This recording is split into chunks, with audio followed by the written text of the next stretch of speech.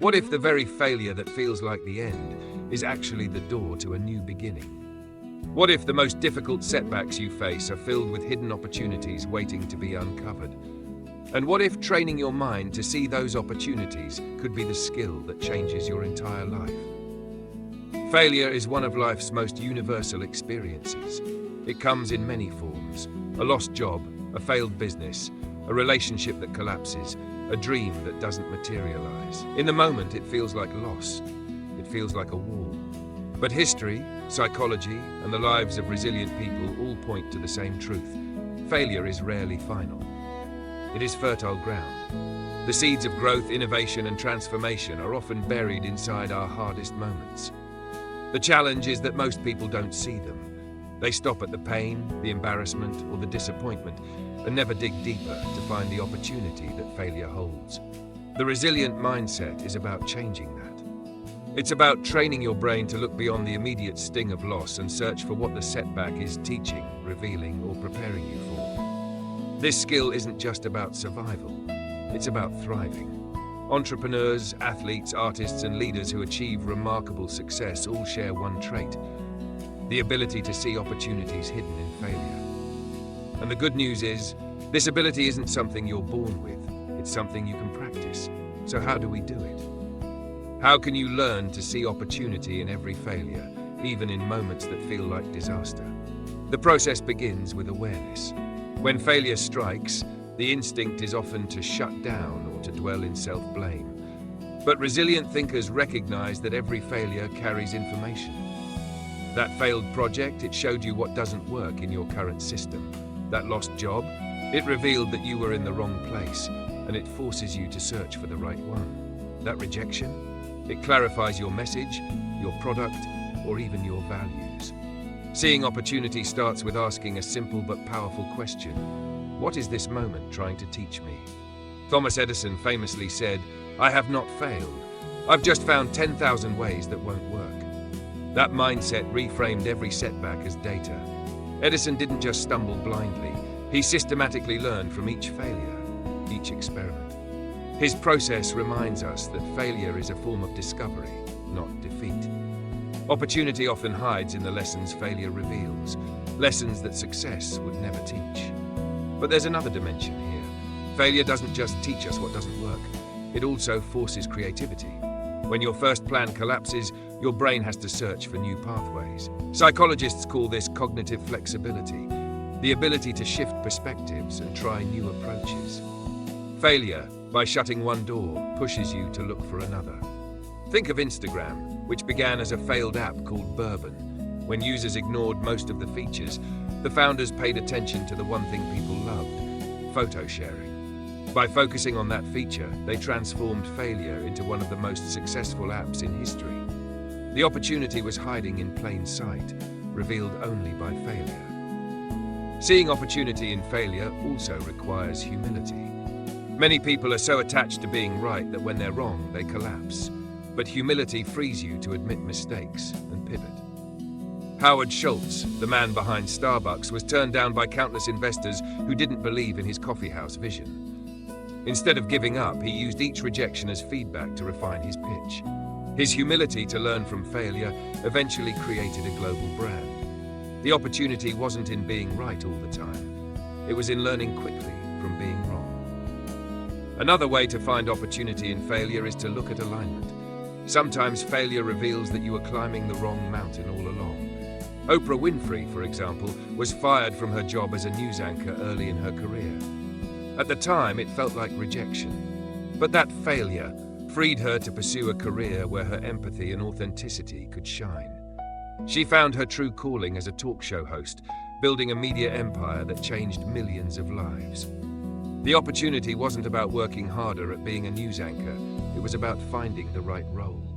Failure redirects us toward alignment with our true strengths and passions. There's also the lesson of resilience itself. Every time you face failure and get back up, you become stronger. The opportunity isn't always external, sometimes it's internal. You build grit, patience, and confidence that no success alone could give you. Athletes know this well. Michael Jordan, often called the greatest basketball player of all time, famously said, I've missed more than 9,000 shots in my career. I've lost almost 300 games. 26 times, I've been trusted to take the game-winning shot and missed. I've failed over and over and over again in my life, and that is why I succeed. The opportunity wasn't just in the games he won, it was in the resilience he built through failure. But how can you practice seeing opportunity when you're in the middle of a failure? The first step is to pause. Failure creates emotional turbulence. If you react too quickly, you miss the deeper lessons. Pause long enough to let the initial wave of disappointment pass. Then ask reflective questions. What worked here, even if the whole didn't? What doesn't align with my values or goals? What did this teach me about myself? By treating failure as a teacher, you position yourself to find the opportunities hiding beneath the surface. The second step is to reframe. Instead of thinking I failed, think this attempt failed. The difference matters.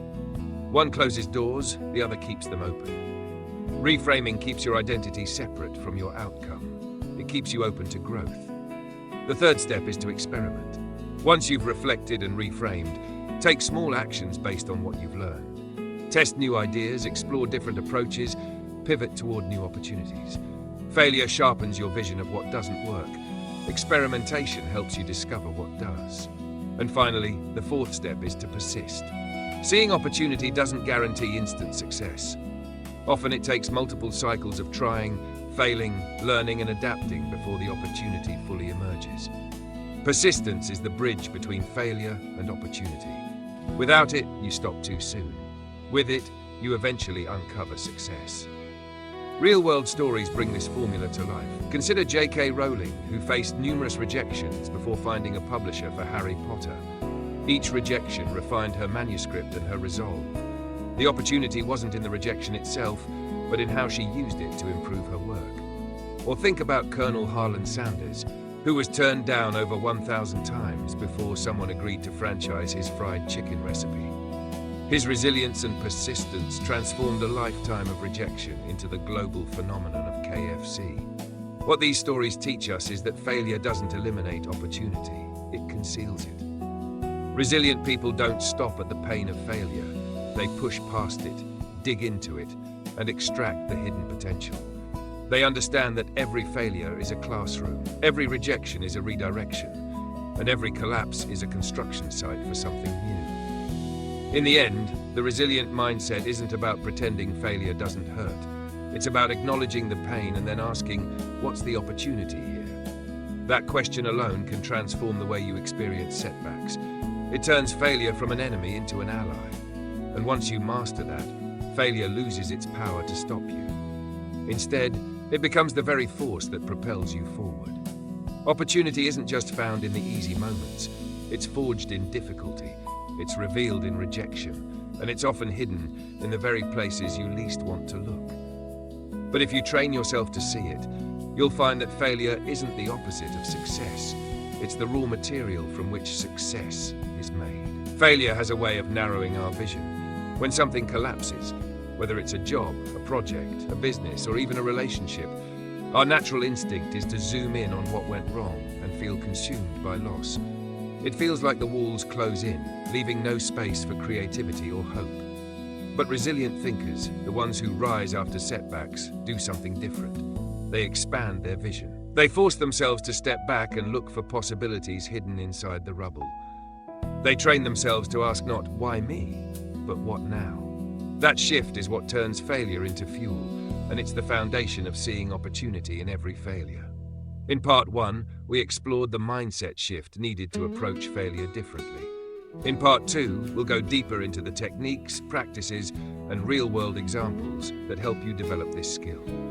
Because seeing opportunity in failure isn't a magical talent some people are born with. It's a habit of thought that can be cultivated. And once you cultivate it, it changes the way you experience every challenge in life. The first technique is deliberate reframing. Reframing isn't about denying the pain of failure. It's about choosing a perspective that empowers you. Imagine you launch a business and it fails within a year. The instinct might be to say, I wasted all that time and money. But reframing would look like, I just got a crash course in entrepreneurship, faster than any MBA program could give me. That doesn't erase the sting of loss, but it shifts the story. Research in cognitive psychology shows that the way we frame events directly influences our emotional resilience. People who see failures as temporary and specific, rather than permanent and personal, bounce back faster. This means that when you practice reframing, you're not just telling yourself a nicer story, you're rewiring your brain to respond differently to setbacks. A second technique is reflective analysis. Failures often feel chaotic, but within that chaos are patterns.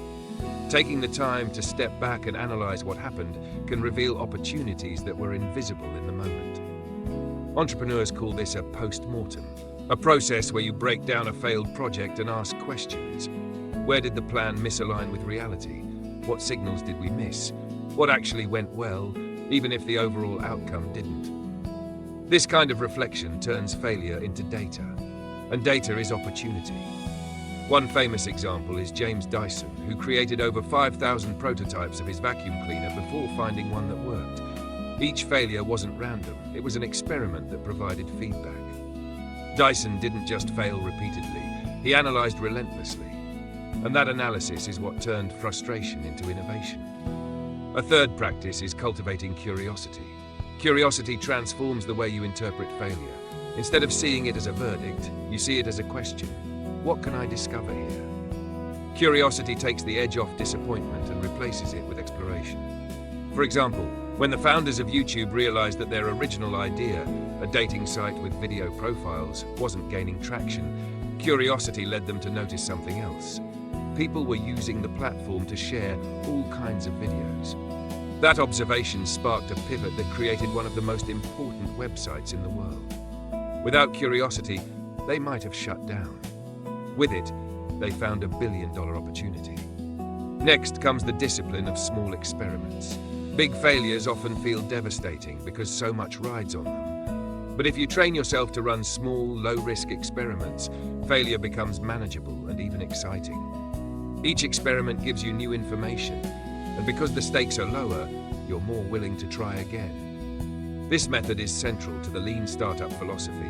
Build, measure, learn, repeat. By shrinking the scale of your risks, you increase your capacity to extract opportunities from failure. The founders of Dropbox used this strategy.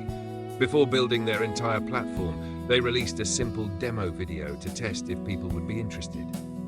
The enthusiastic response confirmed the opportunity before they invested heavily in development. Small failures along the way gave them the feedback they needed to refine their approach and ultimately to succeed. Another powerful tool is community. Failure isolates. When something falls apart, shame makes us want to hide. But sharing failures with others, mentors, peers, even audiences, often reveals opportunities we couldn't see alone. Consider how many companies use customer feedback after a failed launch to retool their products. Or think about entrepreneurs who join mastermind groups to dissect their challenges. Others bring perspectives that we're blind to. Their insights can illuminate opportunities we missed. In Silicon Valley, failure is often celebrated publicly in failure nights or conferences where founders share their worst mistakes. The purpose isn't to glorify loss, but to normalize it and extract the hidden opportunities together. Then there's the practice of alignment. Sometimes the greatest opportunity in failure is not fixing what went wrong, but realizing you were chasing the wrong thing in the first place. This is redirection.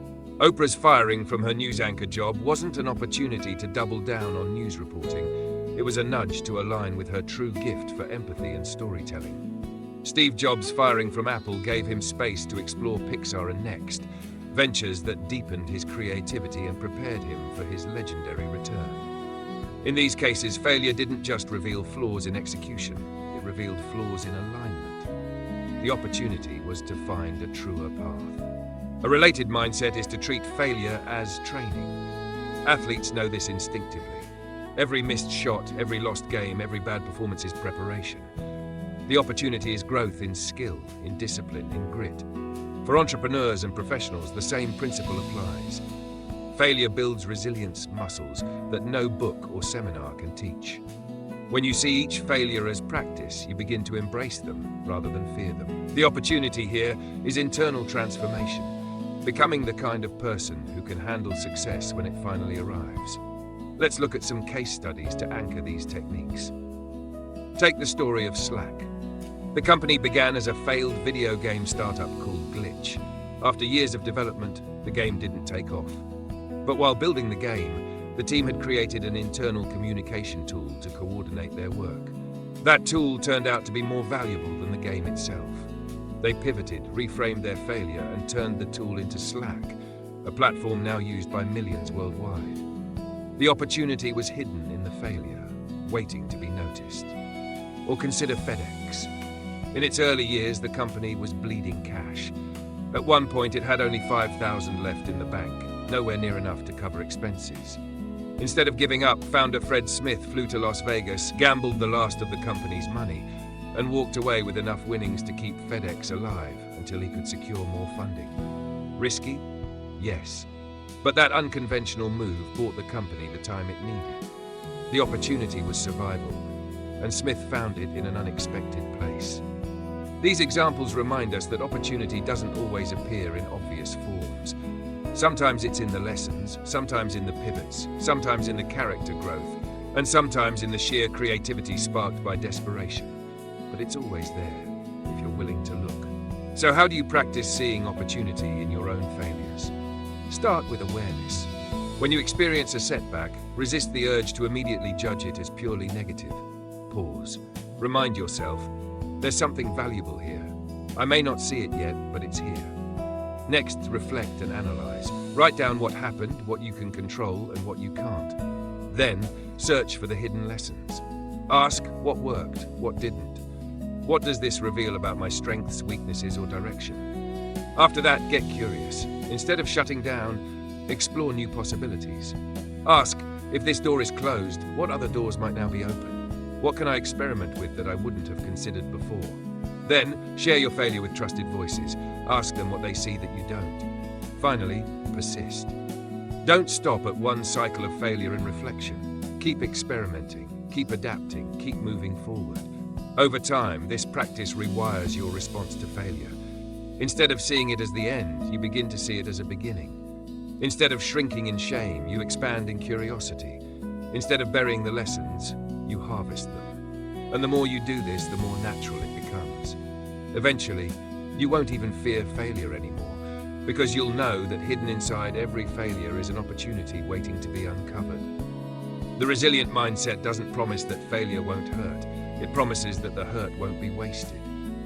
Every setback, every rejection, every collapse can be transformed into insight, redirection, or growth. The opportunity is always there, but only the resilient find it. And if you choose to cultivate this skill, you'll discover that failure is not a curse, but a gift. A tough, demanding, but ultimately generous teacher that points you toward possibilities you never imagined. Failure can feel like a full stop. The end of the road, the collapse of momentum, the closing of a chapter you hoped would never end.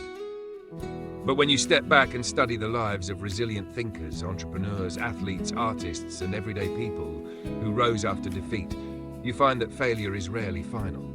More often, it is a comma, a pause, a redirection. In this final part of exploring how to see opportunity in every failure, we focus on the practical application. How to train your mind to spot hidden doors, how to act on them, and why the ability to do so can transform not just your career or business, but your entire life. The first practice to embrace is active questioning. When failure strikes, most people ask, "Why me?" A question that traps you in blame. Resilient people ask, "What now?" That single shift changes everything. "Why me?" looks backward, replaying pain. "What now?" looks forward, searching for action. For example, when Steve Jobs was fired from Apple, it would have been easy to ask, "Why me?" But Jobs asked, "What now?" That question led him to start Next and invest in Pixar, ventures that redefined his career and prepared him for his legendary return to Apple. Asking "what now?" reframes failure as the start of something, not the end. The second practice is zooming out. In the middle of failure, perspective shrinks. All you see is the immediate loss. But zooming out lets you see the bigger picture. Imagine looking at your life as a 10-year timeline. Suddenly, today's failure looks less like a tragedy and more like a chapter. Entrepreneurs who zoom out see that one failed startup is not their story. It's one experiment in a series that leads to eventual success. Athletes who zoom out see that one bad game is not their career. It's one data point in a long trajectory. Zooming out is how you remember that failure is a moment, not a definition. Third, train yourself to harvest lessons. Every failure carries seeds of growth, but only if you collect them. Ask, what worked better than I expected? What went worse than I imagined? What warning signs did I ignore? What skills did I gain even though I didn't win? This harvesting turns raw pain into practical insight. Think of Sarah Blakely, who faced rejection after rejection trying to sell her Spanx prototypes. Each no wasn't just a rejection, it was information. It taught her which pitches landed, which words resonated, and which strategies failed. By harvesting lessons from rejection, she refined her approach until she broke through. Without those lessons, the opportunity might have stayed buried. Fourth, practice small pivots. One of the biggest mistakes people make after failure is swinging to extremes, either clinging stubbornly to the same broken plan or abandoning the dream entirely. The resilient middle path is pivoting, making targeted adjustments based on what you've learned. Instagram's pivot from a failed check-in app to a photo-sharing platform is a classic example. The founders didn't abandon the dream of creating a social app. They pivoted to amplify the one thing people loved most. That pivot uncovered an opportunity that failure had hidden. For individuals, this might mean changing tactics in a job search, tweaking a business model, or redirecting energy toward a related but better aligned goal. Fifth, embrace curiosity over fear. Failure tempts us to shrink, to avoid risk, to play it safe. But curiosity pulls us back into exploration. It asks, what if I tried this instead? Curiosity transforms setbacks into stepping stones. Consider how YouTube began as a failed dating site where users uploaded videos of themselves. The idea flopped, but curiosity led the founders to notice users were posting all kinds of videos. That observation sparked the pivot that created the global video platform we know today. Without curiosity, they might have shut the site down. With it, they found a world-changing opportunity. Sixth, anchor yourself in values. Failure shakes external measures of success, titles, income, recognition. But values are unshakable. When you know your core values, failure loses its power to define you. Oprah Winfrey's firing as a news anchor felt devastating at the time, but it clarified her value of authentic connection. That clarity led her to align with her true calling, building a career that touched millions. The opportunity wasn't in fighting to stay in news, it was in aligning with her deeper value. Anchoring in values turns failure into a compass. Seventh, leverage community.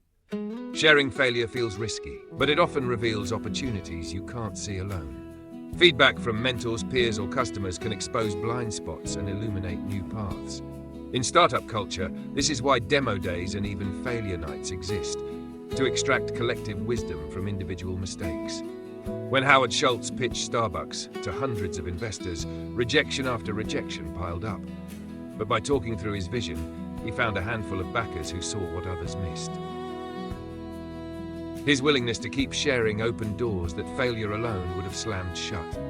Eighth, cultivate persistence with flexibility. Persistence means you keep going, but flexibility means you adjust how. Together, they are the twin engines of resilience.